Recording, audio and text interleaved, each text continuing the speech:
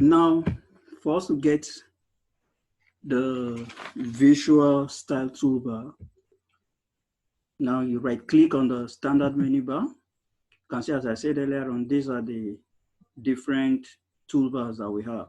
Now here, this is where we have here we have styles. Here we have styles, and then here we have visual styles.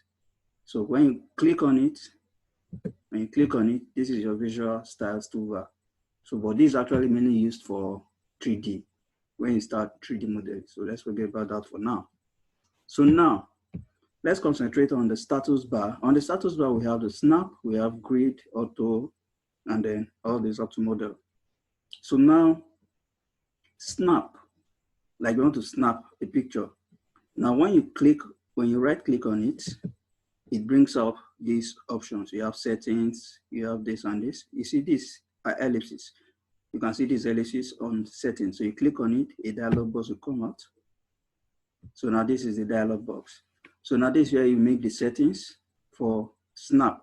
Now you can see you have snap X spacing, snap Y spacing. So you can decide to change the spacing here to maybe to around 2.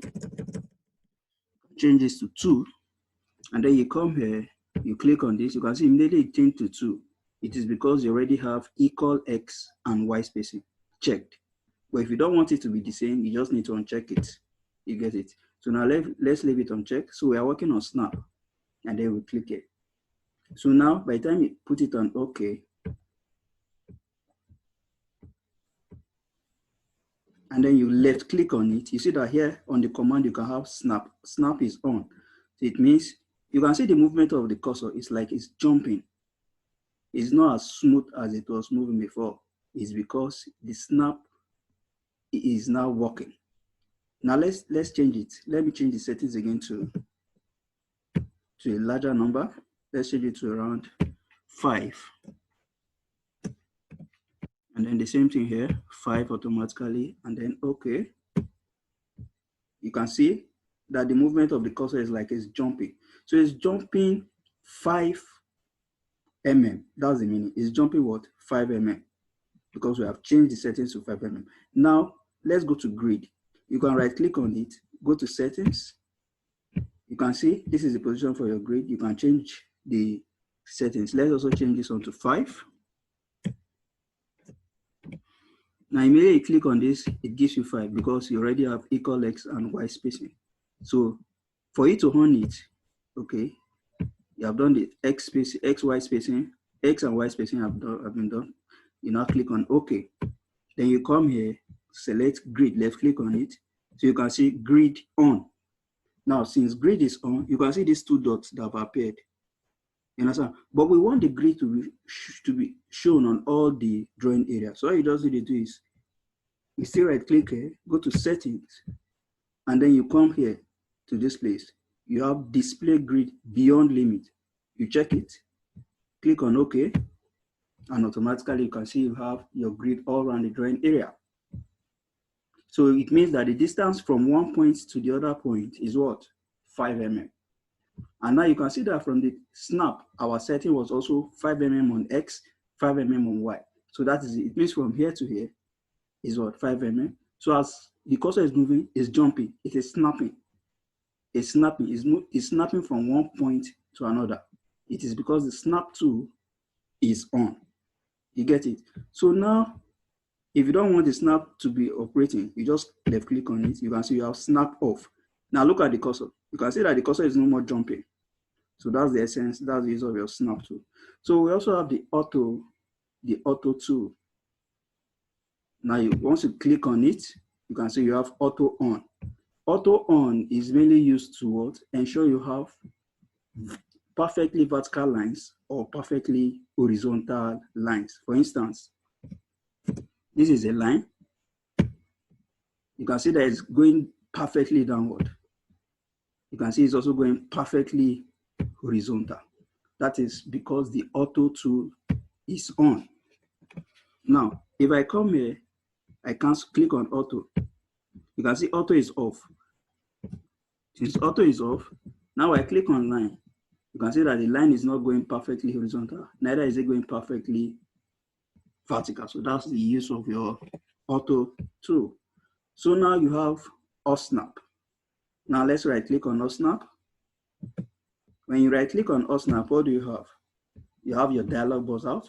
You can see you have different properties. You have endpoint, midpoint, center, node, intersection, perpendicular, tangent. There are actually several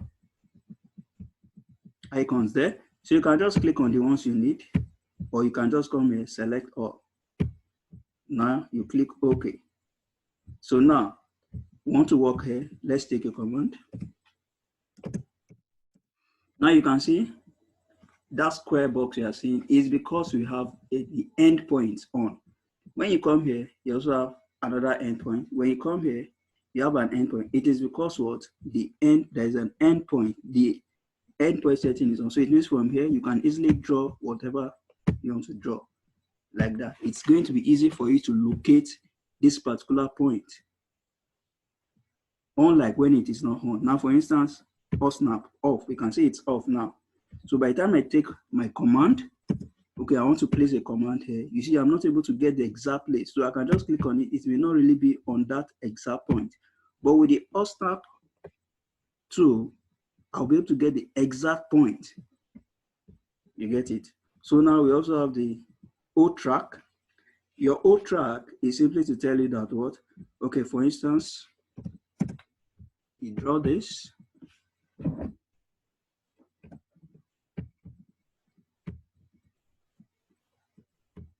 Now,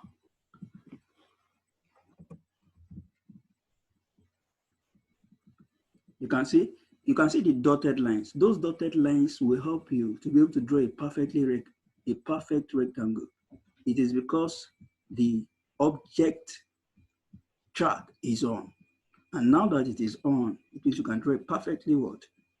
A perfect rectangle. You just click on this and then click on this. Okay, now imagine that the O track is not on. Now half of it. You can see it is off. Okay, now let me redraw another rectangle. So all you just need to do is you click here, we click here, we click here, we click here. So now I'm trying to locate this place. You can see that those dotted lines did not come forth again. It is because my object track is what? Is off. Let me click it again. It's now on. You can see it. So now, and I'll trace it. You can see those dot. Very good. And you can see the intersection. You click on it. And then you now come here. You click on it. And that is it. That's the usefulness of your what? Object track. So now you also have what we call the dynamic input. Now, as you can see, you have this cursor here. The cursor is moving about. So that once I click on the dynamic input, and then I click on a command,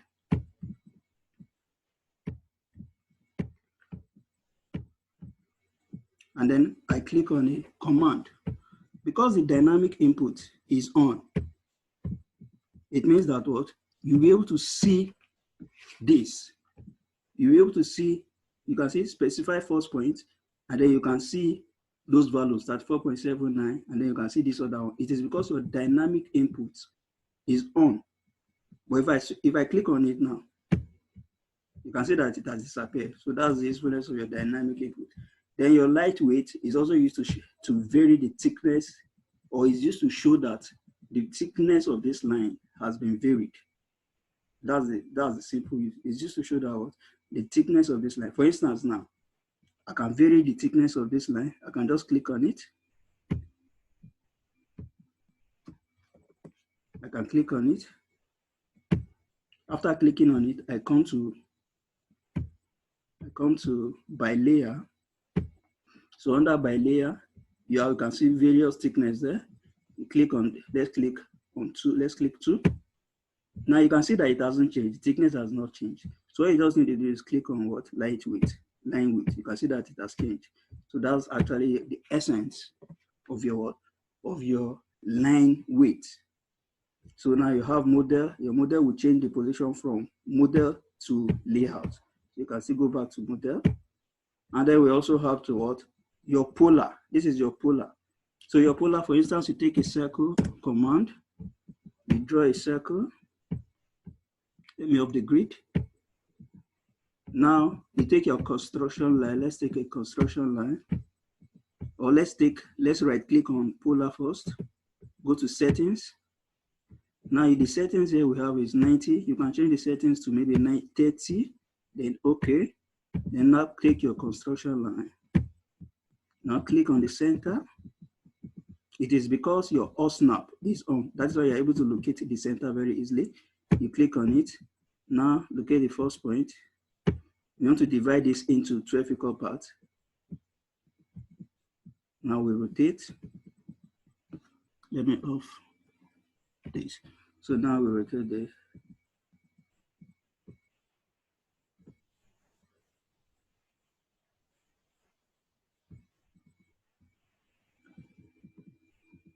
Okay, so now first we on the polar track. Okay, now it is on and the settings is done already. So you can see, you click here.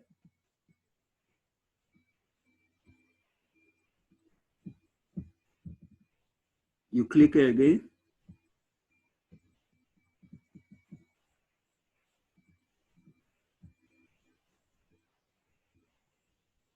Yeah, you click here again.